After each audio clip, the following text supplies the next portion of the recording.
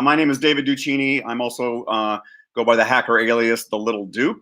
Happy to answer why that is or what it is. I'm the CEO of Silicon Prairie Capital Partners, and I'm going to talk to you today about a concept we call cargo cult capitalism, why the money never shows up. So this is really a reaction to, I would say, probably a lot of sort of vanity press that we've been seeing lately. Around angel investors and the lack of angel investors and why we need more of them. Our sentiment is that we don't really need more angel investors. We need more investable ideas. So first of all, what is a cargo cult? A cargo cult is a belief system which adherents practice rituals they believe will cause more advanced society to deliver goods to them. That's from Wikipedia. I like this one from an article on Business Digest. Are you guilty of cargo cult thinking without even knowing it? It's when we imitate behaviors without understanding how they work in the hope of achieving the same results. Naturally enough, it's not something that works. So what is cargo cult capitalism? I say it's the belief in a mythical folklore of how capital is raised by entrepreneurs, often retold as an oral tradition by people who have never actually raised capital based on stories they've heard from vendors, vanity peddlers, and wantrepreneurs. Members believe that money is magically going to be bestowed upon them by angels and wealthy capitalists if they only pitch hard enough. But first, a word from our sponsor. Today, we're going to talk a lot about the word discernment, right? And a lot of times people are outsourcing their discernment. They're basically allowing other people to decide for them. Discernment is the ability to obtain sharp perceptions or to judge well, or the activity of so doing. In the case of judgment, discernment can be a psychological, moral, or aesthetic in nature. Within judgment, discernment involves going past the mere perception of something and making nuanced judgments about its properties or qualities. Considered as a virtue, a discerning individual is considered to possess wisdom and be of good judgment, especially with so regard to subject matter, often overlooked by others. Discernment can be scientific, discerning what is true about the real world, normative, discerning the value, including what ought to be, and formal deductive reasoning. So discernment, right, judging and being judged, is something that we all possess the capability to do, and a lot of times people are outsourcing it. So let's go through quickly the top 10 cargo cult capitalism myths. I'm going to do this in backwards order. Going to count it down. Everyone loves a top 10 list. All right, here we go. Number 10, myth number 10, venture capitalists invest their own money. The reality is that venture capitalists are often actually just fund managers. They are little more than overpaid accountants of other people's money. VCs have a rigorous duty to return money to the fund within a set period of time, typically 5 to 10 years. If you can't double, triple, or quadruple their investment in that time frame, let alone do a 10x or 20x bagger, they can't afford to lend it to you. Myth number 9, venture capitalists make high-risk bets. The reality is that venture capitalists sell their money. My favorite quote here comes from Josh Koppelman, who's a venture capitalist, who said, "What I sell is jet fuel, and not everyone is building a jet." I think that's really, really a prescient, sort of an honest, self-reflective statement from a venture capitalist. There's another quote that he actually has that says, "You need jet fuel when you want to go really far, really fast." It's another great way to think about it. That's really the role of venture capital. And so a lot of times, early stage, startups that, have maybe done a friends and family round, they really need to look at a seed stage before they actually go and pitch to venture capitalists. Another quote I really like is from John Mackey, the founder of Whole Foods, who said, "Venture capitalists are like hitchhikers with credit cards. As long as you take them where they want to go, they'll pay for the gas. If not, they will take over the car and throw you out." This is something that we should all know and recognize that Thompson Adercomi experienced firsthand. That comes from an article about John Mackey. Myth number 8, venture capitalists only pick winners. Therefore, if I get me some, I must be a real keeper. The reality is that VCs have a simple formula to find 10x and 20x returns. 1, they'll plan to set about 50% of the fund on dumpster fires. 2, they'll expect 40 to 45% of the remaining to break even. These are what we call the undead. And 3, they hope, right, that there's at least 10% will be unicorns to return 10 to 20x money. So if a VC makes 10 bets, right, the simple math is that one of those companies are going to have to drag the other 9 deadbeats behind them, right? The undead portfolio companies are likely to be combined with each other. They might be combined with the dumpster fires, or they'll be sold off, married off to ugly cousins at other VCs and spun off. Fun fact, approximately 3% of all the venture capital groups out there account for over 95% of the returns. right? That top 3%, right? That's a number you're going to see over and over again in terms of, the top 3% are, accredited investors, right? Here, the top 3% VC funds are the ones that are making the bulk of the revenue. That comes from an article, why angel investors don't make money, and advice for people who are going to become an angel anyway. Myth number 7, competitions, incubators, and accelerators improve my chances of getting funded. The reality is that competitions are often judged by employees of corporate sponsors who have zero startup experience. You can go look at any of the list of judges in any one of these competitions, and you're going to find there's a high correlation between who's funding the purse and who's actually acting as a mentor, right? Incubators are designed to harvest, right? That's what an incubator does. It grows something until it can be harvested. Are often designed to be, to harvest good ideas, pairing the unwitting founder with a corporation that can't seem to innovate on its own. And accelerators often take a large percentage of equity for the money and services they offer. That comes from a Medium article, Startup Cargo Cults, What They Are and How to Avoid Them. Myth number 6, I just need to meet an angel investor and they will take me under their wing. The reality is that many self-described angel investors may have discretionary funds from windfalls to invest in business models they understand. But being a good executive in a corporation doesn't make them good investors, also from that previous article. So here are the 3 reasons I promised to tell you why someone is not going to invest in you. And it really comes down to this. This was pointed out to me by my good friend, Tim Murray, who said, look, here's the 3 reasons why people are not going to invest in you, right? 1, they don't like you, right? They don't like you personally. It doesn't matter how much they love the business. They may just not like you. 2, they don't like or understand your business model, right? So if they don't understand the business model or they don't invest in those things, you're wasting your time and their time.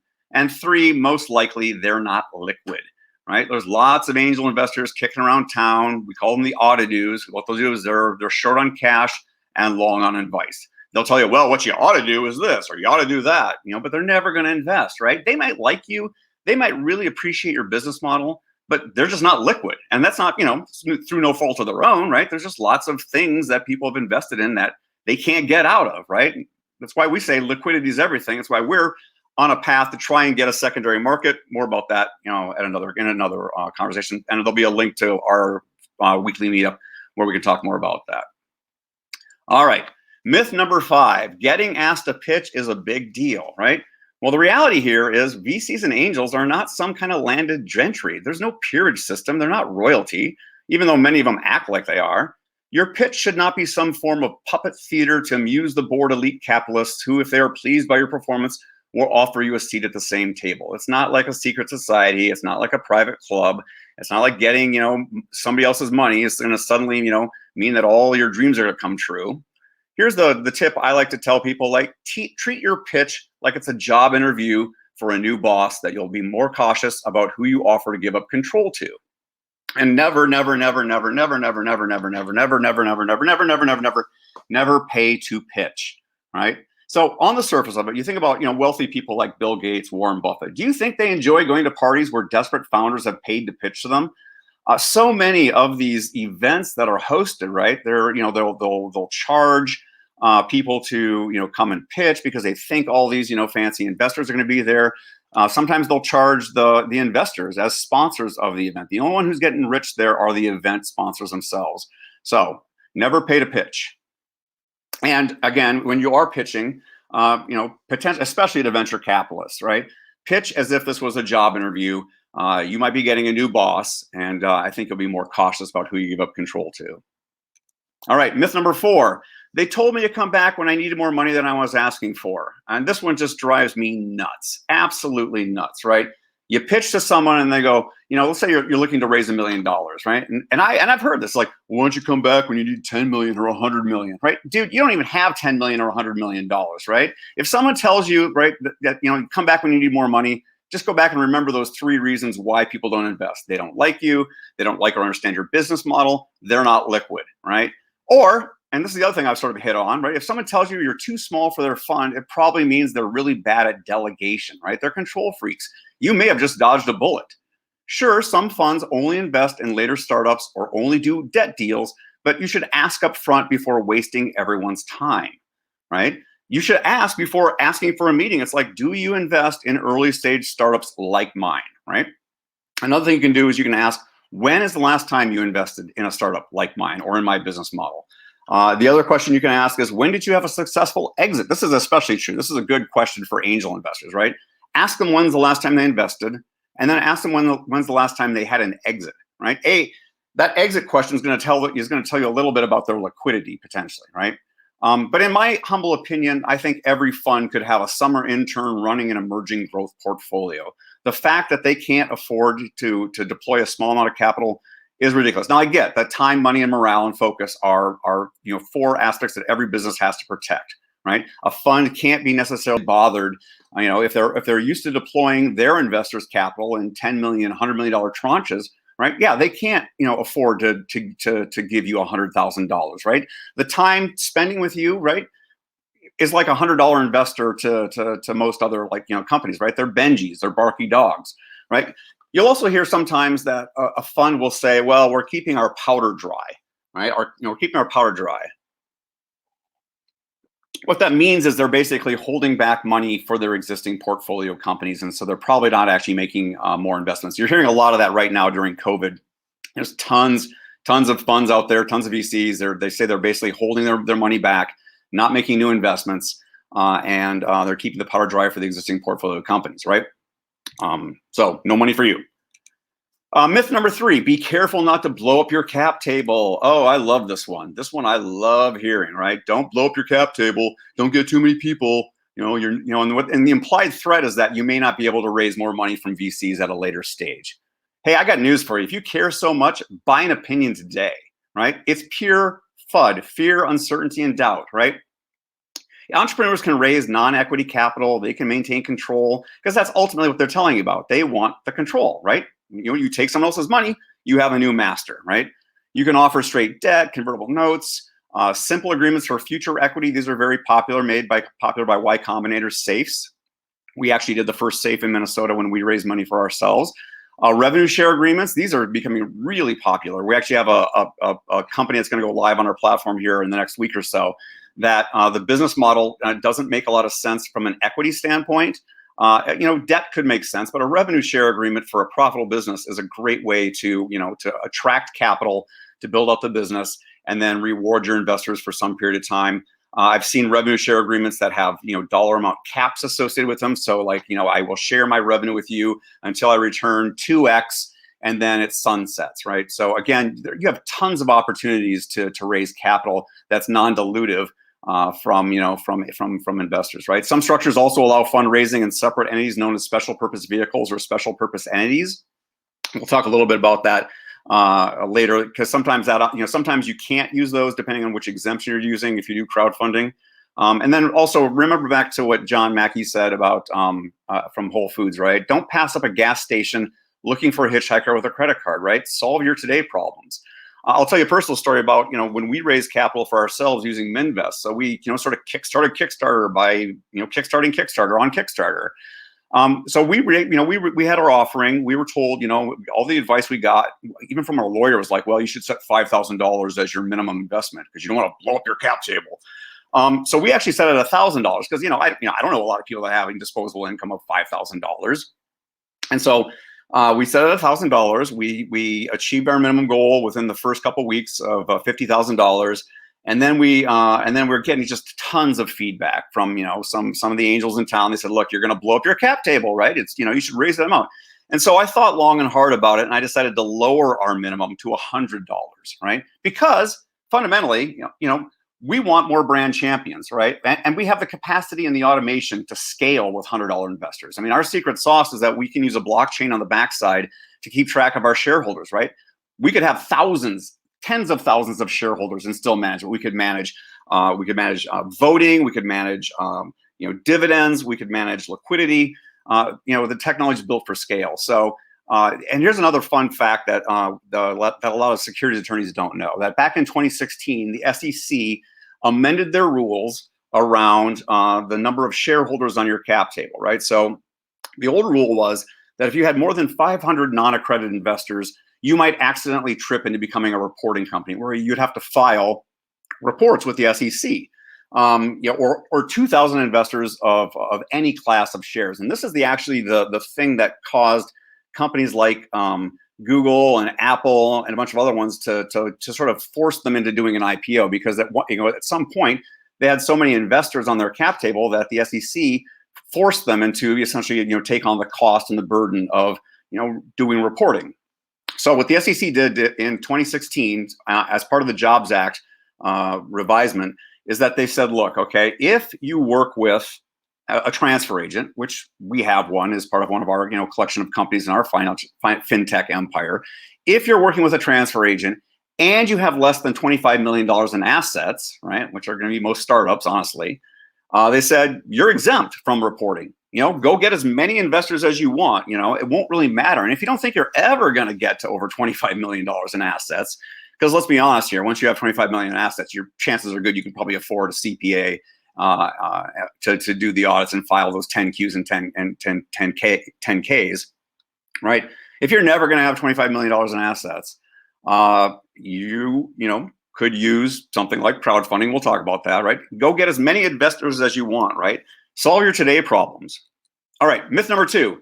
Investment crowdfunding is a last resort, right? So we thought, we kind of actually thought that might be the case when we launched our crowdfunding platform. We thought, well, who are going to be the people that use crowdfunding, right? Is it going to be the people that are, on their last leg? They've run out all other options. It turns out the reality is it's actually becoming the first stop. Like, people have realized that, you can use crowdfunding and maintain control. Like, we're hearing that more and more, even from people that do things like real estate. Real estate and crowdfunding are like two peas in a pod. They go together. I mean, their math is so good. The returns make a lot of sense. And so, we actually started hearing last year from, some of the real estate deals we were hosting that they're like, wow, I get to maintain control. Like, I don't have to go to the big hat at the table with their feet up on the desk and beg for money, right? So we like to ask people to sort of think about it as sort of friends and family and fans round on steroids. The magic of the 2012 Jobs Act is this. Right. Prior to 2012, going back to the stock market crash of 29, the Securities Act, the Paper Act, basically of 33, and then the Securities Exchange Act of 34, it put a freeze on the way that capital can be formed in this country. Right. It basically made things private. You had to do things privately. You couldn't publicly solicit for investment. And the Jobs Act really, the magic of it, if nothing else, it basically allowed the opportunity to publicly solicit for investment in your company from both accredited and not yet accredited or non-accredited investors. And that is the magic. Nothing else, if you take away nothing else from it, that is the magic of the Jobs Act. The ability to finally publicly solicit. So once you have an effective exemption, you can go on Facebook and say, hey, I'm raising capital for my startup. Who's in? Or you can take an ad in the Wall Street Journal or go on LinkedIn, right? Investment crowdfunding is as much a marketing effort as is a financing one, and you get to set the terms. We like to say if you don't have a bank or an angel investor with 100K, you can use investment crowdfunding to put together 100 people at $1,000 each and get the same deal done and maintain control. And finally, myth number 1, crowdfunding amounts are too limited. The reality is that you actually can raise unlimited amounts of money depending on the exemption used. So here in Minnesota, we've got MinVest, up to $2 million, Minnesota investors only. There's a score up to $5 million. You can file it in multiple states. Reg CF currently at $1 million, may go to $5 million. Any investor, any state, you can take in investors from outside the country under Reg S if you want to, deal with the back withholding. And then the thing that we're really excited about, then of course the Reg D, unlimited accredited investors. And then what we're really excited about is the mini IPO.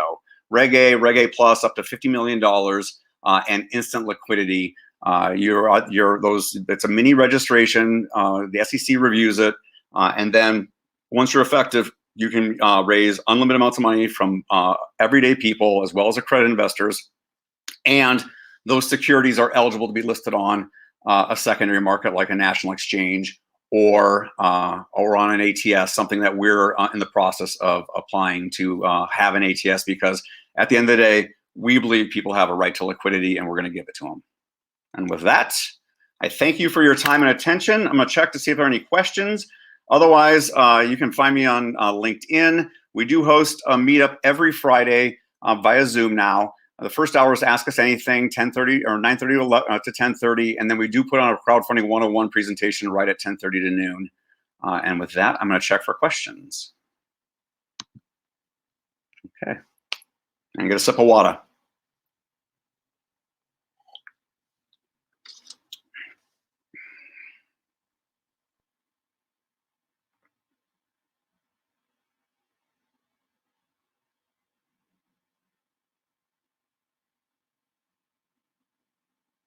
I'm not seeing anything just yet. So if there aren't any questions, I can yield, kind of hit the marks. It's 11:23. I'll swing back in after I'm off the air. Otherwise, great sessions, everyone. You can't see this, but I'm wearing my MinneBar15 T-shirt. We're so excited to have the opportunity to get together. We really miss seeing everyone in person, and I'm really hopeful and cautiously optimistic that we're going to be in person next year. And so I look forward to seeing you guys again. Miss you all at all the sort of events around town, and hopefully we'll connect soon. Thanks so much.